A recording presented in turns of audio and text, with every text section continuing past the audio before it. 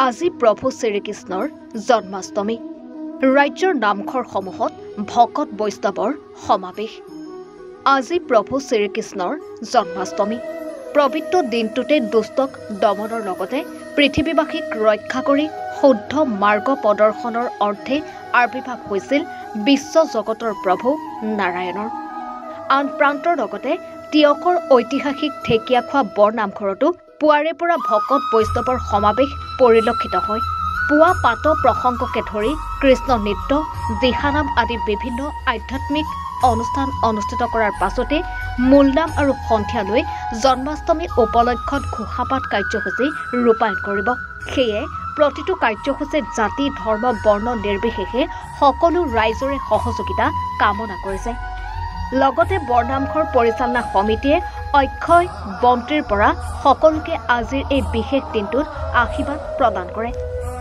আজি জগতগুৰু দৈৱকী নন্দন দেৱৰ জন্ম জয়ন্তী এই জন্ম জয়ন্তী আজি অসমবাসী ভাৰতবাসীয়ে উদযাপন কৰিব পুৱা ভাগত আমি মহাপুৰুষ শ্ৰী শ্ৰী মাধৱ আমি ঢেকীয়াখোৱা বৰনামঘৰ অক্ষয় বন্তি তৰফৰ পৰা আমি আশীৰ্বাদ প্ৰদান কৰিলোঁ আজি তেওঁৰ জন্ম জয়ন্তী ভাগ আমি পুৱা ভাগতেই আমাৰ সংগীত মহাবিদ্যালয়ৰ ছাত্ৰ ছাত্ৰীসকলৰ দ্বাৰা আমি সত্ৰীয়া নৃত্য বৰগীত আৰু খোল বাদনে আমি উদযাপন কৰিলোঁ তাৰপিছত আমাৰ দিহানাম হ'ল আৰু খন্তেক পিছতে বৈকুণ্ঠ দেৱবাদ্য চৰ্চা হৈ নাম হ'ব ঘোষাপাত হ'ব আৰু ৰাতিলৈ গুৰুজনৰ এই জন্ম জয়ন্তী উপলক্ষে আজি দশম পুথিভাগ পাঠ হ'ব সেয়েহে জাতি ধৰ্ম বৰ্ণ ভাষা নিৰ্বিশেষে আমি সকলো ৰাইজৰ পৰা সজ দিয়াৰ পৰামৰ্শ উপস্থিতি আমি কামনা কৰিলোঁ সকলোৱে আমি একেলগে আজি দৈৱকী নন্দন দেৱৰ জন্ম জয়ন্তী উদযাপন কৰিম ধন্যবাদ শ্ৰী শ্ৰী শিয়ালা বৈষ্ণৱ সত্ৰত জন্মাষ্টমী উৎসৱ পালন সমগ্ৰ ৰাজ্যৰ লগতে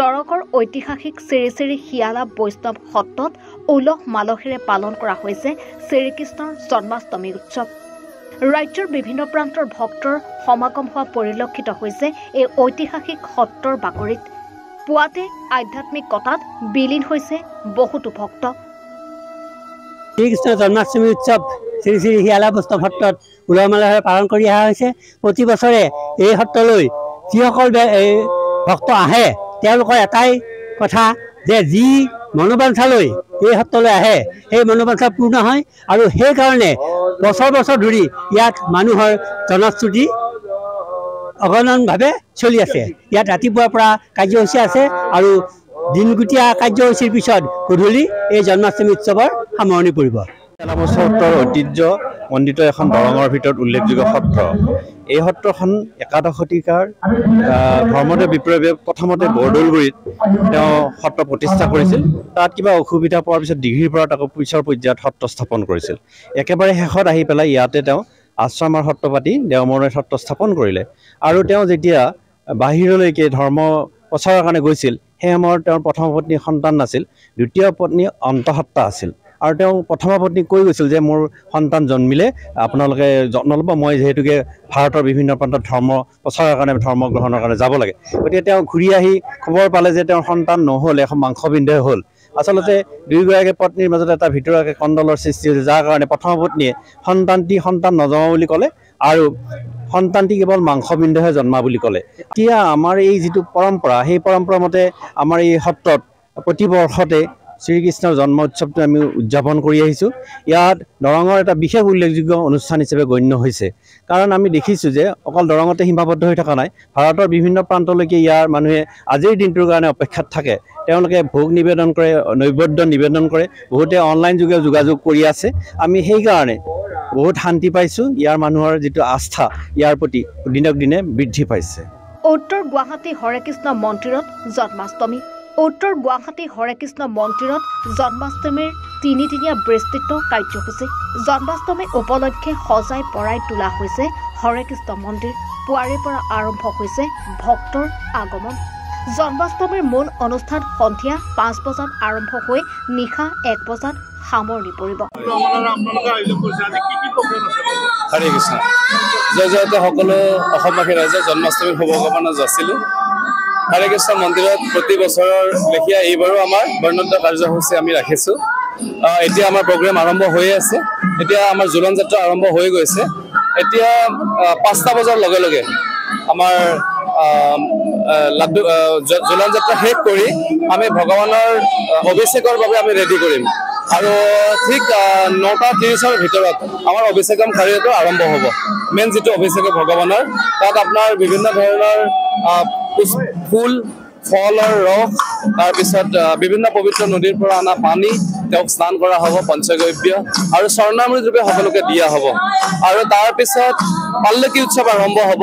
ভগৱানৰ বাহিৰত আহিব ভগৱান য'ত পাল্লকিত আহিব আৰু তাৰপিছত সকলোকে দৰ্শন দিব আৰু ওচৰৰ পৰা চোৱাৰ সৌভাগ্য হ'ব আৰু পাল্লকি উৎসৱৰ পিছত আজিৰ যি মুখ্য কাৰ্য সেইটো হ'ল আপোনাৰ মহামংগলাৰতি।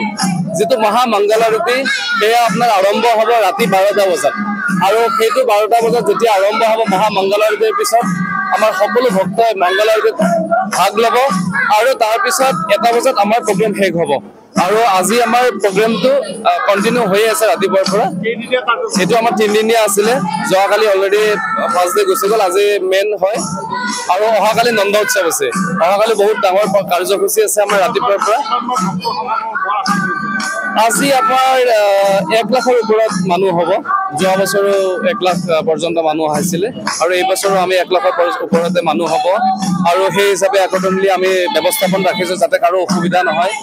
হস্পিটেলিটিৰ পৰা প্ৰসাদৰ ব্যৱস্থাৰ পৰা গাড়ী পাৰ্কিঙৰ পৰা আমি এটা কমচে কম গোটেই অসমৰ পৰা 500জন আপোনাৰ ভলেণ্টিয়াৰ আহিছে য'ত তেওঁলোকে সকলোবিলাক কাৰ্য কৰিবৰ কাৰণে সকলো অলৰেডি কৰি আছে তেওঁলোকে আৰু আমি বিভিন্ন চিকিউৰিটি আপোনাৰ বিভিন্ন আপোনাৰ আমাৰ থানাৰ পৰা তেওঁলোকে সহায় কৰিছে, পুলিচবিলাক আহিছে, CRPF কেম্পৰ পৰা সম্পূৰ্ণ CRP দিয়া হৈছে। ইয়াতে কোনো যাতে বিশৃংখল সৃষ্টি নহয় তাৰ প্ৰতি আমি নজৰ ৰাখিছোঁ আৰু লগতে আমি সকলোৰে প্ৰসাদৰ ব্যৱস্থা কৰিছোঁ। সকলোৱে আহক মহাপ্ৰসাদ গ্ৰহণ কৰক।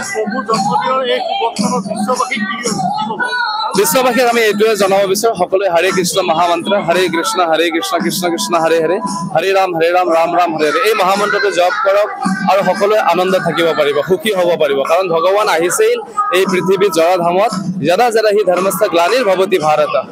যেতিয়া এই পৃথিৱীত আসুৰিক প্ৰবৃত্তি গ্ৰাস কৰি উঠে তেতিয়া ভগৱান অৱতাৰিত হয় আৰু ভক্তসকলক আনন্দ দিবৰ বাবে, ভক্তসকলক উদ্ধাৰ কৰিবৰ বাবে হৰিনামৰ দ্বাৰা এই কলিযুগত উদ্ধাৰ হ'ব পাৰিব আৰু সকলোৱে আনন্দত থাকিব পাৰিব। এয়ে মই সকলোৰে বাবে বিনম্ৰ অনুৰোধ।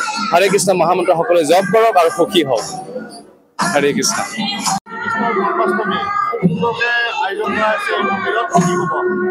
এইটো আমাৰ প্ৰতি বছৰে আয়োজন কৰা হয়। This is the most wonderful programme in the world য'ত শ্ৰীকৃষ্ণ জন্মাষ্টমী হয়।